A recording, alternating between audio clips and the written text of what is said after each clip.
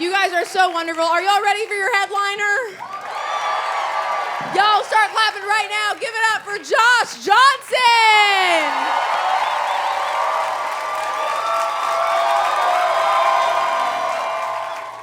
I don't know if y'all saw everything that's happening with Tesla either. That's crazy stuff. Okay, so basically, if you're not aware, Tesla is an electric vehicle that, rewind just a couple of years was not a political statement at all. It was a car you could buy or not buy. It was just a car on the market that had some stock, and the stock would go up and go down and go up and go down. And then, Elon Musk decides to get involved with politics and gives anywhere from like $250 to I think maybe $270 million to Trump's campaign. And then Trump wins and Elon becomes the president.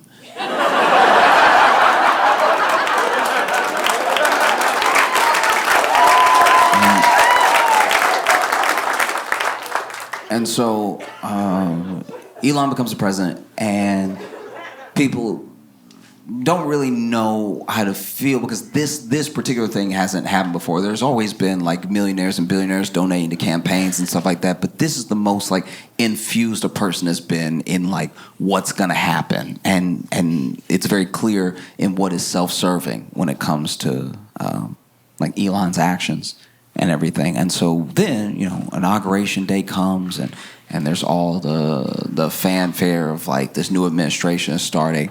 And there are some people who own Teslas already, like they bought theirs in 2022.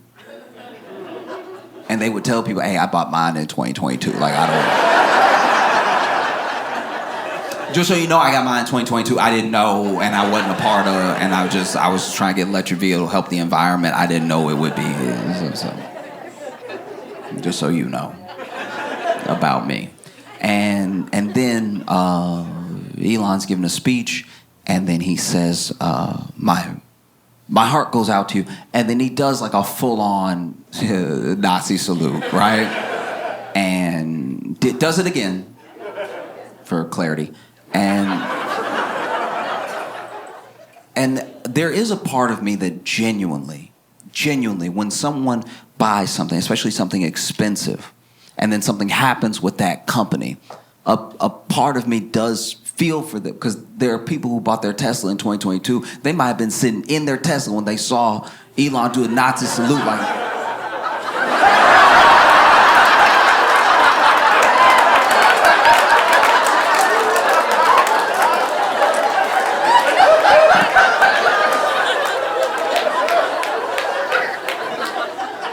And now you sitting here, you gotta lease this car.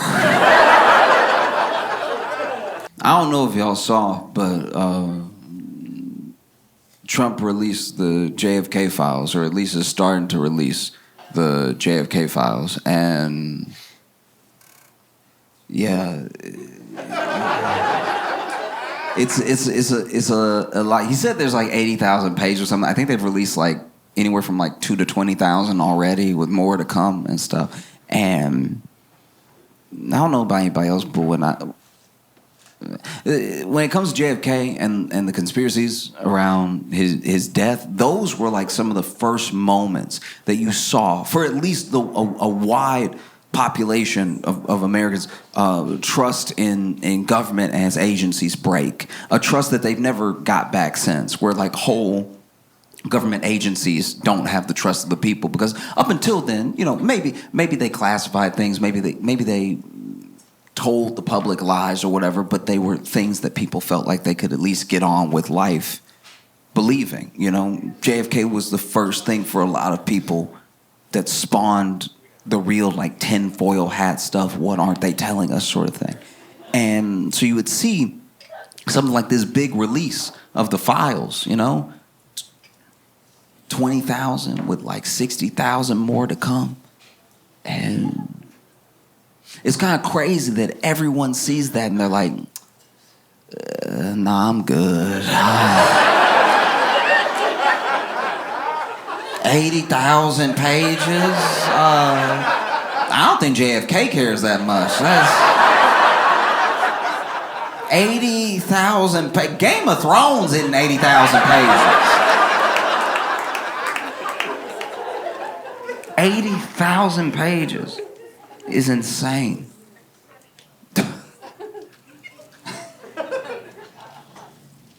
What are you doing? You know, it's like the thing is full. It's full. I've read some of it, and it's full of things that are snapshots of the time that JFK was assassinated in, but they aren't things that people were looking for. When people talk about files that they want released, they're talking about things that probably have been destroyed forever, like the some of the autopsy files, some of the coroner's notes, all that stuff like that is not in what's been released. What's been released are the goings on of like Cuba, Mexico City, USSR, and everything. And the one thing that we did find out for sure through the release of the files is that the CIA had a much bigger file and much more knowledge of Lee Harvey Oswald than we previously thought.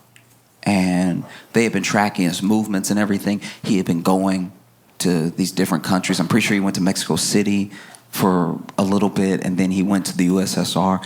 And I don't know if the word is defect, but he basically was trying to leave the U.S., become an expat and join USSR, and even tore up his passport and everything. And the USSR was like, oh, nah.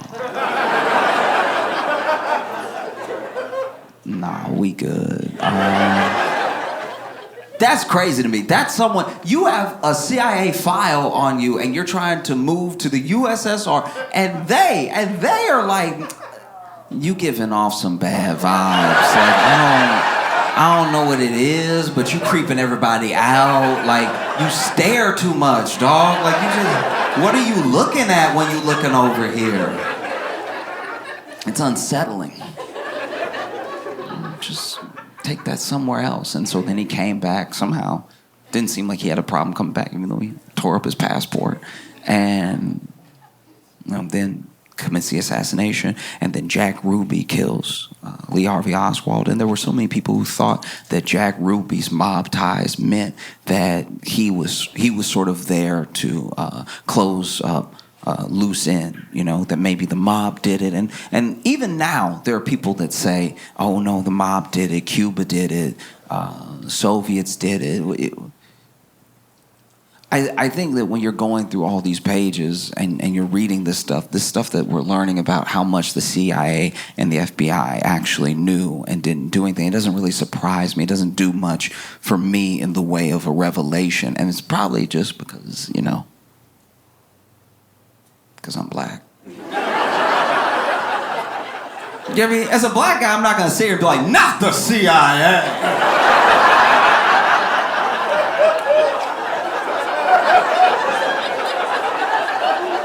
You mean to tell me the CIA? Next, you're going to be talking about the FBI. Guys, no, not at all. Because that's the thing.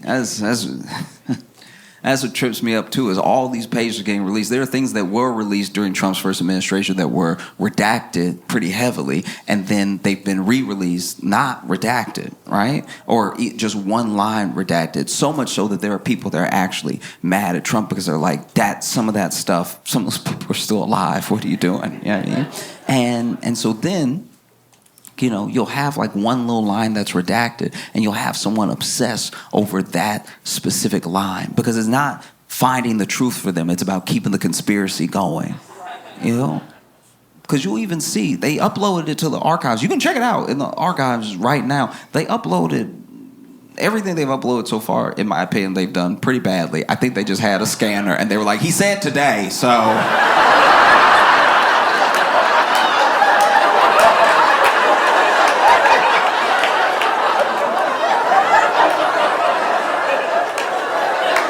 I know it's crooked. He said today. I know.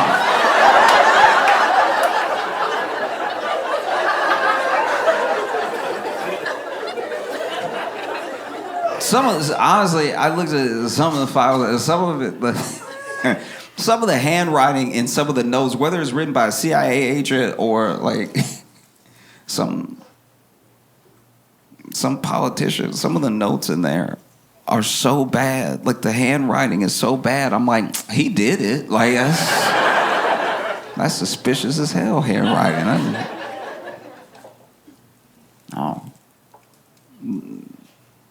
Little thing, little line will be redacted. Oh, that's what they don't want you to see. That's where all the truth is. It's like, look, maybe. I'm not even saying that's not possible. Maybe, but also maybe it's just like an address that makes sure that a person who has nothing to do with this doesn't get implicated. You know, there are all types of reasons to redact something. And it's when people put that much weight on the thing to keep the whole thing going that I'm like, you don't want to know. You want to keep guessing, you know? And don't get me wrong, it's fun to guess. I love guessing. I don't know what I'm talking about half the time. Sometimes I'm just guessing.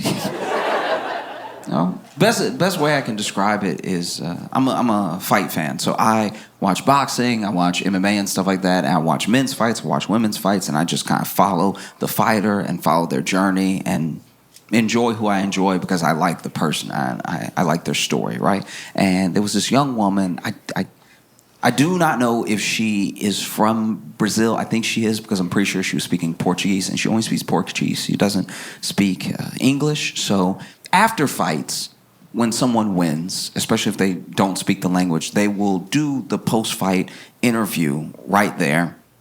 And they might do another press conference later, but they'll do the post-fight interview. And if they do not speak the language, someone will come out, a translator for the promotion will come out. And in this case, her translator was her coach. So she wins the fight, and it's big. It's the biggest fight that she's won of her career. It puts her in the rankings and everything. And so the announcer walks up, and he's like, "Congratulations on a fantastic fight. Was this win mean to you? It's sort of putting you on the map right now against such a tough opponent." And she speaks for like 8 seconds, and then her coach goes, "Thank you so much, everybody, for watching my fight. I really appreciate it. I worked really hard, and thank you so much for the love." And then she speaks for another 8 seconds, and the coach is like, "Everything that I do, I'm doing for y'all at home, from my town, to show you that no matter what, where you're from, you can make it on the world stage." And then the announcer asks her, what are your future plans? What's next for you? You know, now that you're in the rankings, there's a certain opponent you want to call out. And she speaks even shorter this time, for like 6 seconds. And then her coach is like, "Yeah, the next plans are anybody who wants it, all right? I'm taking heads, I'm taking necks. I want your limbs, give me your arms, give me your legs. If I see you on the street, it's already on, you already know. The best thing you could do is drop out of the division right now, because I'm coming for all y'all's necks. I'm killing everybody, all right? You're gonna dream about me, and then when you wake up, I'm gonna be there. That's on God, okay? I'm killing all of y'all. None of y'all can stop me. None of y'all can touch me. What I did to her was a mercy killing. I'm coming to kill y'all for real. I want your bodies, okay? I'm stacking bodies, all right? And the champ, I'm going to beat the champ, and I'm going to beat the brakes off the champ in her hometown. She's going to bleed in front of her people, okay?" And then they exited the octagon. They went ahead and left, and then there was a fighter, because, you know, fighters watch other fighters' fights, and they'll live tweet it, and he tweeted right after that whole thing. She ain't say all that.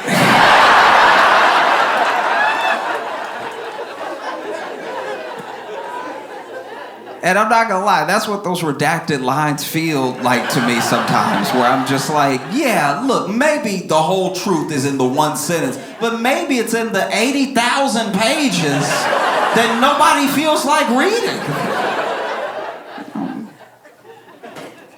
Because Trump said he was gonna release JFK files and slowly releasing them over time, I guess. And then there were people that were like, well, why don't you release the Epstein files? The Epstein files are what we want. That's what we're actually focused on. Why won't you release the Epstein files? Is it because you actually knew Epstein? Is it because you might be implicated? Is it because you were on the flight logs? Why won't you release the Epstein files? All right. And then he does release the Epstein files. But what he does is he releases a bunch of files that were already released like last year and then redacts some of them to make them look like they're newly half redacted files. And then people called it online immediately. They were like, no, this isn't it at all. And then even the people who were like showing it off and like, look at this transparency, then they got mad because they were like, you made us look like idiots. We thought you were releasing stuff you hadn't released before. And so then people called again, why aren't you releasing the Epstein files? So if you're Trump, you're probably sitting here, the only thing you can do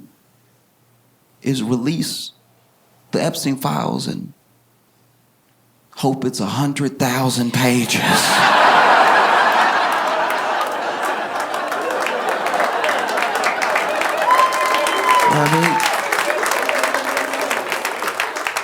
Who would have known the only distance between people and getting to the truth was reading? You know what I mean?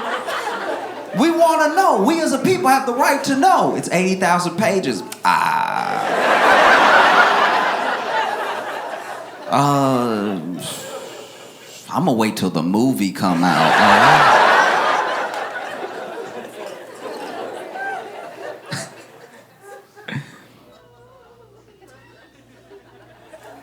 But what are you going to do?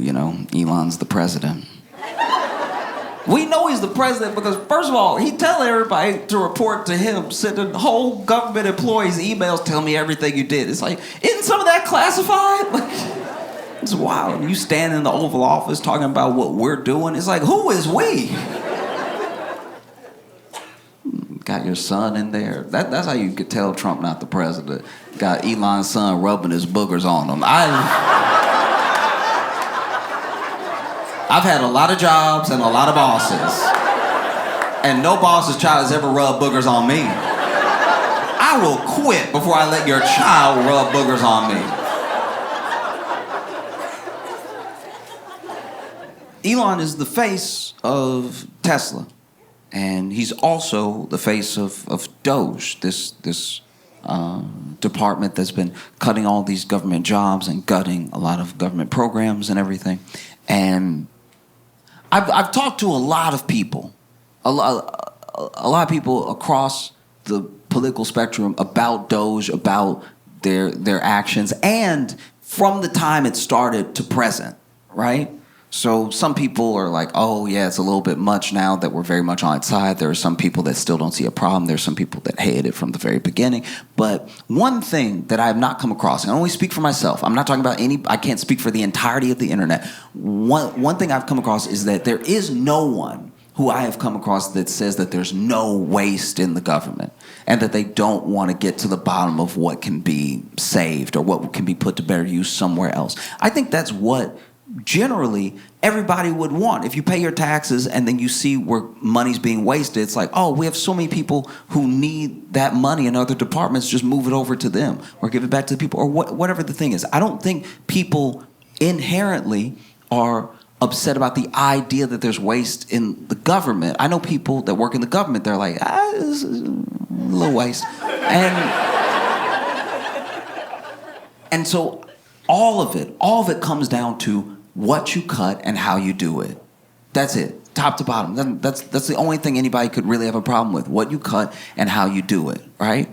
And I'll be vulnerable for a second. I'll admit to you right now, I've worked jobs.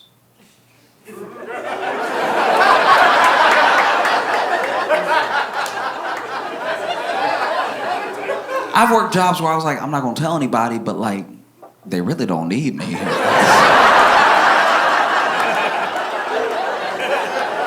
Like, as long as they paying, I'll keep showing up, but like...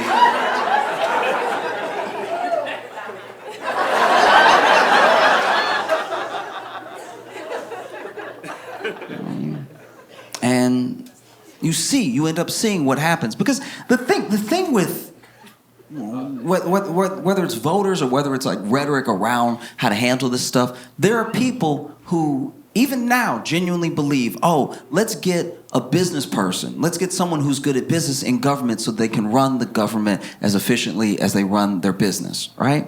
And the problem there is that, like, let's say Amazon, a good example is like, let's say Amazon makes a mistake. And they make a mistake that all of us, everyone here, can acknowledge and see as a mistake. And so as a mistake, their stock drops because they lose some of the faith from their shareholders. Now, we see that drop in the stock, and maybe the mistake they make is they announce that all the cars from now on gonna have 3 wheels. Like, oh, we're gonna save so much money on tires. And we're like, no, you're gonna flip over, okay? And so then you see the stock start to dip because of that lack of confidence. And then for you as a potential investor, even a retail investor, that dip in the stock is an opportunity. You can buy in now. You can buy into that dip, and then when it goes back up, because they realize that 4 is probably best, that you can ride that wave on up. Fair enough. When you crash out a business, when you make mistakes in business, when you run a poor business, you can always start another business. The people who we even look up to as these beacons of industry were all people at some point who had a failed business, right? But the government is not a business, because if you crash out the government, if you make the same mistakes with the government, you don't have a country. And you can't just be like, no, we're just going to start new America. You know, I used to have like a lemonade stand America, and that one didn't really work out, so I started like a tire shop America, and that still really wasn't it. So then I started this hedge fund America, and now we're cooking. Yeah. It does not work that way. And you saw what happened. You saw Elon run the government because he's the president. You saw Elon run the government the way he ran his business. When Elon took over Twitter, right? He comes into Twitter and he immediately starts firing everybody because he's like, you're waste, you're redundant, I don't know what you do, I don't know what that is, you're fired, you're fired, you're fired. And then a couple days after he took over, remember that brief period where he was like, how do you turn it on?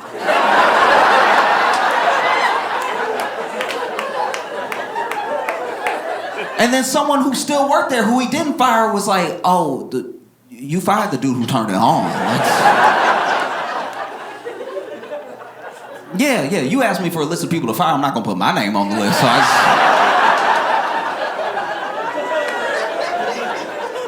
And so you see, you end up seeing Elon firing people and then trying to like hire them back real quick and trying to like smooth over the things that he broke that didn't need breaking, you know? And then DOGE ends up working the same way. It ends up swooping in and firing a bunch of people and then trying to hire some of them back real quick, and it's chaos. And Elon is the face of it. He's the face of it because we didn't know who else was working in DOGE. We didn't know who was essentially like hacking into Social Security, who was going around judges' orders, who was breaking things and going to places they weren't supposed to be because we hadn't figured out how this whole thing was going to work. We didn't know. And then we found out that it was children. We found out they leaked the photos of those people that were high up in DOGE that were getting into Social Security and the IRS and everything. And we were like, what? Fresh out of school, I saw one kid's picture who was like high up in DOGE doing all the breaking in and stuff. And I was like, Peter Parker? I cannot believe that Spider-Man gonna cut off my grandma's Social Security. So I don't think it was anyone saying like there's no waste, but it's what you cut and how you cut it. You know, I think people would have appreciated like an actual audit. They said that they did one, but usually when you do an audit and you really account for the waste and you really account for what jobs you do and don't need, you don't have to hire anybody back, you know? the amount of people that they fired and then tried to immediately rehire shows that they're not actually being as careful as they should be with the process. Because I'll tell you right now, everyone that has ever fired me stood firm in their decision.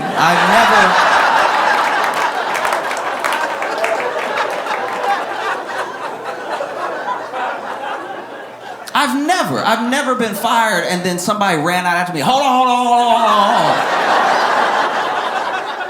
That's my bad. I was wild. I was trying to look good in front of the other employees. You come on back in here. That has never happened. Anyone who has ever fired me has never called me again. But then Elon is the face of it, and people don't know what to do. They don't know what to do to express their anger and their disappointment, their frustration about this unelected person gutting these government programs. And you see where people, it's not just like a one-sided thing. It's not just like a liberal thing. You know, there are people who are like, I voted for Trump. I believe in what DOGE is doing, but then I'm told that I'm being cut because of bad performance, even though I'm holding right here a performance review for like a month before the election where they said that I was doing great, you know? And so then people across the political spectrum are going to the town halls and they're complaining to the representatives, and the representatives, they're not really hearing them out. They're not really backing them up. So there's even more frustration, and it's bubbling up, and it's bubbling up. And he's the face of two things. He's the face of DOGE, and he's the face of Tesla. And so then people go to the Tesla dealership, and he's not there. But people go to the Tesla dealership and they start protesting at the Tesla dealership, and then the stock starts tanking because there are people that are like, being attached to this right now is not a good look, you know? And then people start vandalizing Tesla, start putting swastikas on the Teslas and stuff like that. And then there are people who, you know, bought a Tesla in 2022. They're like, guys, I didn't know. I had no idea.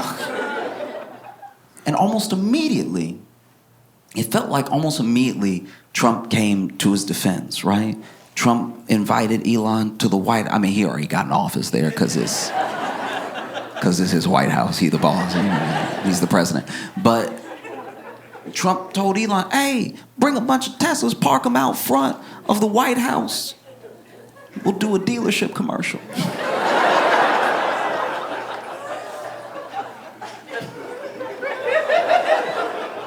This man got in the Tesla. Trump got in the Tesla, was like, everything's computer. Which is not wrong.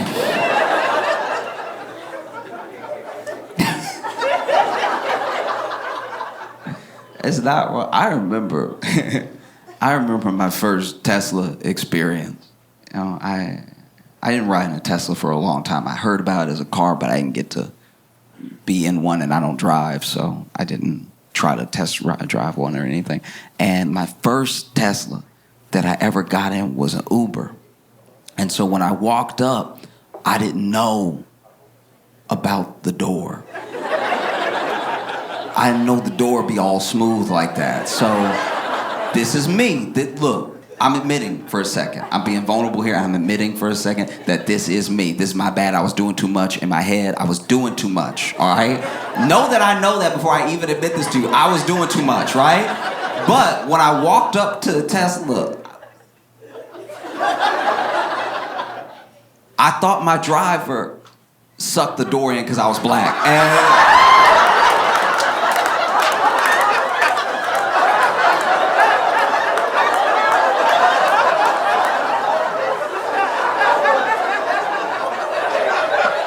And I was standing there like, never in all my days have I seen this type of racism.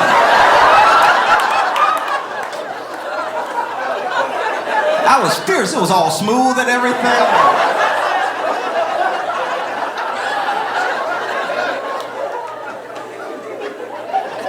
And so finally, driver noticed I'm not getting in the car, so he rolled down the window. I lean over all indignant like,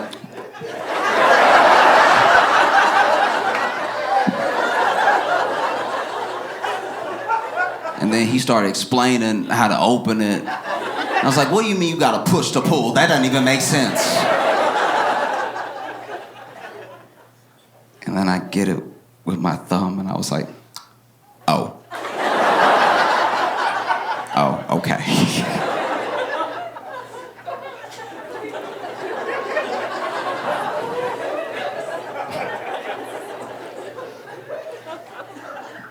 Got in the Uber, we took off. And this is the thing with the gig economy jobs, right? Is that, how do I put this? There's a social contract we have not written yet on like how much this is like your property versus my time versus our experience, right? And so when I get in an Uber, I'm very respectful of the fact that this person's car. This isn't my car, right? I'm not renting it so it can be my car for a little while. And we're sharing this time together, but it is my time that I'm paying for, so that's what makes me the customer, you know? So I try to not make any waves. I get in an Uber and I'm just like whatever they need to do. Sometimes there are people who start driving Uber very, very early, so they're tired, and so they got to blast themselves with cold air. They have to have their window down, and I'm like, I'd rather that than us die warm. You know what I mean? So I don't say anything. I'm like, I'll just be uncomfortable on the way to the airport because that's what's keeping this man awake, and this is the person that showed up to drive me, right? So I almost never say anything. It's a very big deal for me to even try to say anything, and I go ahead and I do it, though. And I'm like, hey, I'm so sorry. I'm not like, I usually don't do this or anything, but you know, I leaned over to him and I was like, hey, I'm so sorry, but could you please, like, touch the wheel? Like...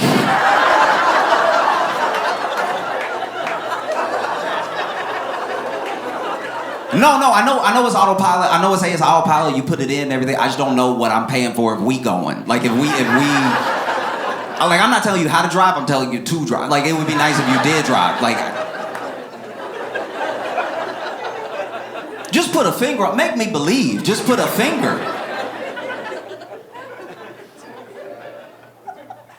And so you see all of these attacks on Tesla increasing, and the stock price dips and dips and dips. And it goes up a little bit. Every once in a while it goes up because there's some people who don't care about any of this at all, and they see it as an opportunity to buy low. And so it'll go up a little bit, maybe like 3-4% here, and then it drops a little bit more, and it's down from its high by a lot. And you've even seen people like... in the Trump administration come out and say, hey, if you vandalize a Tesla, we're treating it as domestic terrorism. We're coming for you if you touch a Tesla, right? And it's just baffling because everything that Trump is doing for Elon and everything that his administration is doing for Tesla is exactly what they were supposed to do for the voters. You know what I mean? Like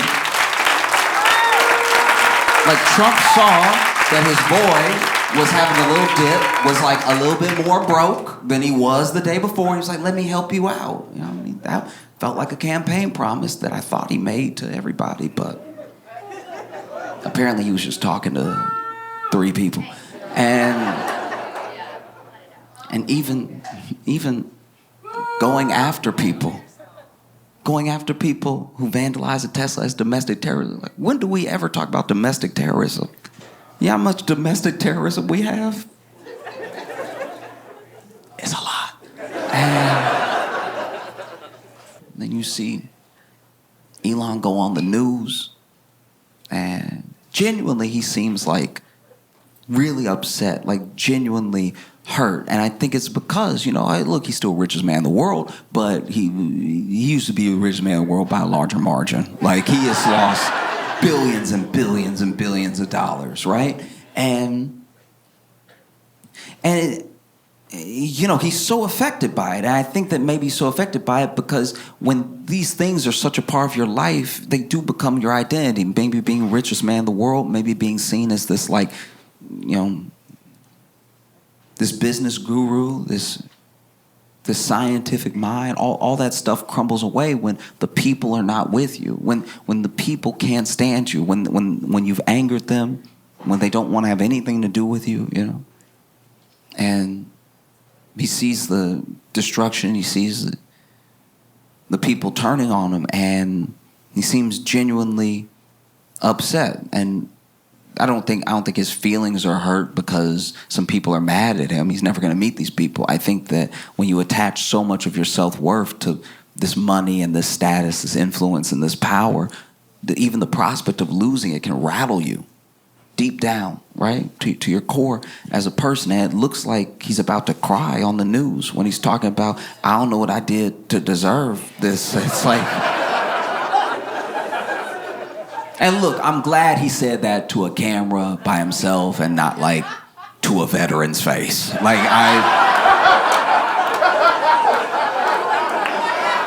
I mean, like he didn't really get that. You know, the dude on Fox was like, you've done nothing to deserve this. You're a true patriot, whatever he said. And, you know, I was sitting here watching Elon get genuinely sad. And I was like, oh...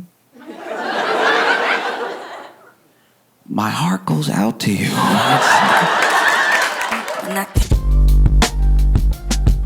I